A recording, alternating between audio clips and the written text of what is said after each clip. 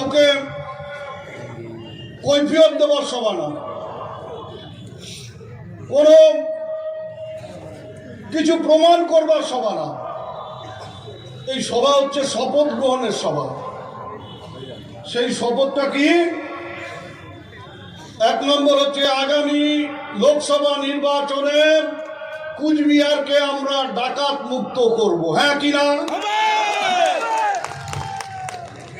গত নির্বাচনে আমরা হেরেছি 19-এ। আমার দেখা কিছু কিছু কারণের মধ্যে তৃণমূলের কিছু কিছু নেতা বিজেপি প্রার্থীর কাছ থেকে টাকা নিয়েছিলেন। আমি তাদের বলি, যারা এবারও ভাবছেন যে বিজেপির প্রার্থীর কাছ থেকে টাকা নিয়ে ভোট করবেন, তাকে বলবো ওই টাকা নেবার আগে নিজের মেয়ে বোনকে বিক্রি করবেন, সেটা অনেক সম্মানজনক টাকা হবে। ওই নিশীথ প্রামাণিকের কাছ থেকে টাকা নিয়ে ওকে ভোট দেওয়ার চাই। ওই টাকা হচ্ছে হারামের টাকা, ওই টাকা হচ্ছে বেঈমানির টাকা। পরিষ্কার করে বলি, ছবি দিয়ে কোনো প্রমাণ করতে হবে না যে আমরা ঐক্যবদ্ধ। আপনাদের কাছে কথা বলবো, যদি দেখেন দিনাটার সংহতি ময়দানে কি কুচবিহারের রাসমেলার মাঠে উদয়ন গুহ, রবি ঘোষ, হিপি এরা মারামারি করছে, একবার তাকিয়ে দেখবেন, বলবেন যে শালা তোরা মারামারি কর, আমরা তোদের সাথে নেই, আমরা তৃণমূলের সাথে আছি। আমরা ওই নিশীথ প্রামাণিককে যতক্ষণ না হারাতে পারছি ততক্ষণ পর্যন্ত তোরা মারামারি করলেও তোদের পাশে গিয়ে দাঁড়াবো। এইটা যদি আপনারা সঠিকভাবে শপথ দিতে পারেন, তাহলে নিজের বাঁচার তাগিদে, নিজেকে রক্ষা করবার তাগিদে সব নেতা কর্মী ঐক্যবদ্ধভাবে লড়াই করবে। আমাদের ঐক্যবদ্ধ হতেই হবে, কারণ অনেক বক্তা বলেছেন আমাদের বিরুদ্ধে সংবাদ মাধ্যমের একটা বড় অংশ চক্রান্ত করছে, আমাদের বিরুদ্ধে বিচার ব্যবস্থার একটা বড় অংশ চক্রান্ত করছে, আমাদের বিরোধিতা করছে। আমাদের বিরুদ্ধে বলতে খারাপ লাগে, কুচবিহার জেলা পুলিশের একটা অংশ একেবারে পরিষ্কারভাবে বিজেপিকে মদত দিচ্ছে। তাই আমাদের ঐক্যবদ্ধ হতে হবে। গব্বর সিং বলেছিল, जो डर गया वो मर गया। আমিও বলি, তৃণমূলের যে ভয় পাবে সে মরে গেছে ধরে নিন। গত 2 দিন ধরে শালমারাতে, কালমাটির বগনিঘাটে নানাভাবে সন্ত্রাস সৃষ্টি করে যাতে আমাদের কর্মীরা মিটিংয়ে কম আসে, যাতে একটা ভয়ের বাতাবরণ তৈরি করা যায়, তার চেষ্টা বিজেপি করেছে। পরিষ্কারভাবে বলে, যেখানে এই ধরনের ঘটনা হবে, একটা মন্ত্রী হয়ে বলছি যে মিষ্টি কথায় কাজ হবে না। ওরা যদি 5টা লাঠি নিয়ে আসে, আমাদের 15টা লাঠি নিয়ে তার মোকাবিলা করতে হবে। হিপি বলেছে, ওই পার্টি অফিস, হিপি জেলা সভাপতি, ভেটাগুড়ি 1-2 পার্টি অফিস অবিলম্বে খোলার বন্দোবস্ত করতে হবে। হিপি দেখিয়ে দিতে হবে, দিনহাটার বুকে দাদাগিরি আমরা মানব না, করতে কাউকে দেব না। আজকে দিনহাটায় সভা হচ্ছে, আমি বলছি এটা দিনহাটার বিধানসভা কেন্দ্র এবং সিতাই বিধানসভা কেন্দ্রের কর্মীদের কাছে আমার আবেদন, বাড়তি উদ্যোগ নিতে হবে। বাড়তি উদ্যোগ নিয়ে দিনহাটার থেকে, ওই যেহেতু ওর বাড়ি দিনহাটা পথ দেখাবে সারা জেলাকে। এবং আমি দিনহাটা বিধানসভা কেন্দ্রের যারা কর্মীরা এখানে উপস্থিত আছেন, যারা বক্তব্য শুনছেন, তাদের পরিষ্কারভাবে বলুন, যদি চান যে 24 সালের পরেও উদয়ন গুহ আপনাদের সাথে থাকুক, উদয়ন গুহ দিনাটায় পার্টিকে নেতৃত্ব দিক, তাহলে শুনে রাখুন জিততেই হবে। হারবো, মন্ত্রী করব, মমতা বন্দ্যোপাধ্যায়ের কাছ থেকে টাকা নিয়ে এসে আপনার গ্রামের উন্নয়ন করে দেব, রাস্তা পাকা করব, ড্রেন করব, কালভার্ট করব, বাতি জ্বালিয়ে দেব, আর ভোটের বাক্স ঠনঠনে হবে, সেটা যাতে না হয় তার জন্য আমি নিজে পদত্যাগ করে আপনাদের পায়ে কুড়োলের বাড়ি দেব, যাতে আপনাদের শিক্ষা দিতে পারি যে হয় ভোট এবং তার সাথে উন্নয়ন। আর যদি ভোট না দাও তাহলে ভোটও দরকার নেই, উন্নয়নও হবে না। কিছু নিতে হলে আবার দিতে হবে। শুধু নিয়ে যাব মমতা বন্দ্যোপাধ্যায়ের কাছে আর দেবার সময় কিছু দেব না, এই জিনিস চলতে পারে না, এই জিনিস হতে পারে না। এবং আমি একটা কথা বলি, আমি হিপিকে বলেছি, আপনাদেরও বলি, সব বিষয়ে ওরা যদি একটা কাঁটা ব্যবহার করেন, আমরা দুটো কাঁটা ব্যবহার করব, আপনারা বুঝে নিন সেটা। আমি বোঝাতে পারলাম কিনা জানি না। কোনো ব্যাপারে যেন আমাদের একটা কর্মী কথা বলতে না পারে যে এইটার জন্য আমরা হেরে গেলাম, ওদের আমাদের চাইতে এটা বেশি ছিল, ওদের যেটা যত থাকবে তার থেকে একটা বেশি আমাদের থাকবে। এ কথাটা আমি আপনাদের কাছে প্রতিশ্রুতি দিলাম, জেলা নেতাদের সামনে প্রতিশ্রুতি দিলাম, একেবারে ইঞ্চিতে ইঞ্চিতে লড়াই হবে। এটা কতগুলো মদ মাতাল, কতগুলো গুন্ডা, কতগুলো সমাজ বিরোধী,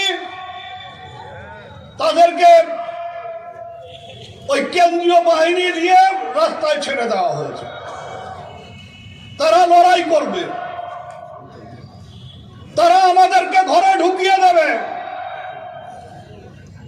এখানে এসে বলে পশ্চিমবাংলার মানুষের নিরাপত্তা নেই। আরে পশ্চিমবাংলার মানুষের নিরাপত্তা নেই, ভারতবর্ষের গণতন্ত্রের মন্দির মসজিদ, গণতন্ত্রের পীঠস্থান লোকসভা, সেখানে ভারতবর্ষের যারা আইন প্রণয়ন করেন এমপিদের নিরাপত্তা নেই। লোকসভার ভেতরে ঢুকে রংমশাল জ্বালিয়ে দিল কিছু লোক, তাদেরকে আটকাতে পারলে না। আটকাবে কি করে? যাদের আটকানোর কথা তারা এখানে ওই বাবুপাড়াতে একটা গুন্ডাকে পাহারা দিচ্ছে, ওই 1 নম্বর ওয়ার্ডে একটা চোরকে পাহারা দিচ্ছে, অমুক জায়গায় একটা ডাকাতকে পাহারা দিচ্ছে, একটা জমির দালালকে পাহারা দিচ্ছে, আর বাংলার মানুষ, ভারতবর্ষের মানুষ নিরাপত্তাহীনতায় ভুগছে। মমতা বন্দ্যোপাধ্যায় এসছেন শিলিগুড়িতে, সেখানে এসে তিনি মানুষের কল্যাণে কি কি করা যায় সেগুলো করছেন। একই দিনে ওই শুভেন্দু অধিকারী সেটাও এসছে শিলিগুড়িতে। মমতা বন্দ্যোপাধ্যায়কে ছোট করতে হবে, মমতা বন্দ্যোপাধ্যায়কে কালি লাগাতে হবে। লোক হয়নি, মিটিং ফ্লপ হলো, পাগলের বেটা ওখান থেকে চলে এলো উত্তরকন্যায়। উত্তরকন্যার সামনে এসে ওই যে গোসাইয়ের পর নাটাবাড়িতে এমএলএ, তাকে নিয়ে তাহলে উত্তরকন্যায় ঢুকতে দিতে হবে। কথা নেই, বার্তা নেই, উত্তরকন্যায় ঢুকতে দিতে হবে। পুলিশ আটকিয়েছে। পরে আমার সেক্রেটারি তিনি বললেন যে স্যার, ওরা বলছে ওদের আটকিয়ে দিয়েছে, ঠিক আছে ওরা আসুক, আমরা ওদের সাথে কথা বলবো। ও ডাকতে চলে গেল, ও নিজে চলে গেল ওখানে যে আসুন, আমি আছি, আমার মন্ত্রী আছে, আপনাদের কি বক্তব্য সেটা শুনবো। যখন সেক্রেটারি সেখানে গিয়ে ওদের ডাকতে গেল, দেখলো যে তো খেলাটা জমলো না, তখন বললো না আজকে যাব না, কোর্টের থেকে অর্ডার নিয়ে এসে যাব। এই বেটা হাঁটতে যায় সেটাও কোর্টের অর্ডার নিয়ে যায়, আর কোর্টের অর্ডার নিয়ে বিয়ে অন্যের বউকে বিয়ে করতে পারেনি। এই তো হচ্ছে এদের চরিত্র। অন্যের বউকে বিয়ে করবে বলে বসে আছে, কিন্তু যেহেতু কোর্টের অর্ডার পায়নি তাই বিয়েটাও করা হয়নি, আর পাগলামি করে বেড়াচ্ছে। আর এরা যদি সরকারে আসে, এরা যদি ক্ষমতায় আসে, পশ্চিমবাংলার অবস্থাটা কি হবে একটু শুধু একটা কথা দিলে বুঝতে পারবেন। এই যে আমরা বাংলার মানুষ, গরিব মানুষ, ভাত খেতে ভালোবাসি, ভাতের সাথে ডাল চাই, আলু সিদ্ধ হলেও ক্ষতি নেই, কিন্তু যদি একটু শুটকি হয়, কিন্তু যদি একটু পুঁটি মাছের চচ্চড়ি বা ট্যাংরা মাছের চচ্চড়ি হয়, সেদিন এক হাতা ভাত আমরা বেশি খাই। রাজস্থানে বিজেপি জিতল, রাজস্থানে বিজেপি জেতার পরে দেখি এক সাধু এমএলএ পুলিশকে ফোন করে বলছে যে রাজস্থানের রাস্তায়, জয়পুরের রাস্তায় কোথাও মাছ মাংস বিক্রি করা যাবে না। জয়পুর এবং রাজস্থান হবে ভারতবর্ষের প্রথম রাজ্য যেখানে নিরামিষী রাজ্য, আমিষ বলে কিছু চলবে না। জয়পুরে এটা হলো। বাংলায় যদি এটা হয়, বাংলায় যদি বিজেপি ক্ষমতায় এসে বলে যে এখানে আমিষ চলবে না, সবাইকে নিরামিষ খেতে হবে, পারবেন তো বন্ধুরা? বিজেপির কথা মেনে নিতে পারবেন তো? বিজেপির ওই ফরমান জারি, যে ফরমান মেনে নিরামিষ খেতে কোন বিজেপির নেতা তার প্রতিবাদ করে বলেনি যে এটা আমাদের নীতি না, এটা আমাদের আদর্শ না, মসজিদ থেকে মাইক খুলে নেওয়া আমাদের নীতি না, মন্দির থেকে মাইক খুলে নেওয়া আমাদের নীতি না, যে যা খাবে সেটা তার ইচ্ছে, ওই খাওয়ার উপর আমরা কখনো জবরদখল করতে পারি না, কে কি খাবে সেটা জোর করে চাপিয়ে দিতে পারি না। এ কথা কিন্তু বিজেপির কোন নেতা আজ পর্যন্ত বলেনি, বিজেপির নেতারা বলেনি। মাইকে আরো বড় বড় কথা বলে, আর তাদের সাথে পো ধরে আমার সিপিএম এর বন্ধুরা। সিপিএম এর বন্ধু ওই সুজন চক্রবর্তী আর শুভেন্দু অধিকারী, বিজেপির নেতা, একই সুরে কথা বলে। কুচবিহার থেকে শুরু করেছে। আমি রবি ঘোষকে বলবো, আপনি ওই রামরথ ভেঙে দিলেন, আটকে দিলেন, আর ওই ইনসাফ যাত্রাটাকে ভাঙতে পারলেন না। ওই ইনসাফ যাত্রা যারা 34 বছরে গরিব মানুষকে কোন রকম ইনসাফ দেয়নি, তারা আজকে নাটক করছে ইনসাফ যাত্রার কথা বলে। আসলে মানুষকে ওরা এটাই বোঝাতে চাইছে তৃণমূল হাটাও, দরকারে বিজেপিকে লাও, প্রয়োজনে ওদের বিরুদ্ধেও লড়াই করতে হবে। শুধু বিজেপির বিরুদ্ধে লড়াই হবে, শুধু বিজেপি বাজে কথা বললে, নেত্রীকে গালাগালি করলে তার বিরুদ্ধে রুখে দাঁড়াবো। আর সিপিএম এর নেতারা ওই ঘোমটার নিচে খেমটা নাচবে, তারা ঘোমটা দিয়ে আমাদের নেত্রীকে যা তা বলবে, সেটাও আমরা সহ্য করব না। এই কথাটা, এই শপথটাও আজকে আমাদের এই সভা থেকে নিতে হবে। আমি আর বক্তব্য বাড়াবো না। আমার বক্তব্য শেষ করবার আগে আবারও বলি, এবার হয় মরো, নাহলে এই আসন উদ্ধার করো। কি চান? এই আসন উদ্ধার করবো কি করবো না?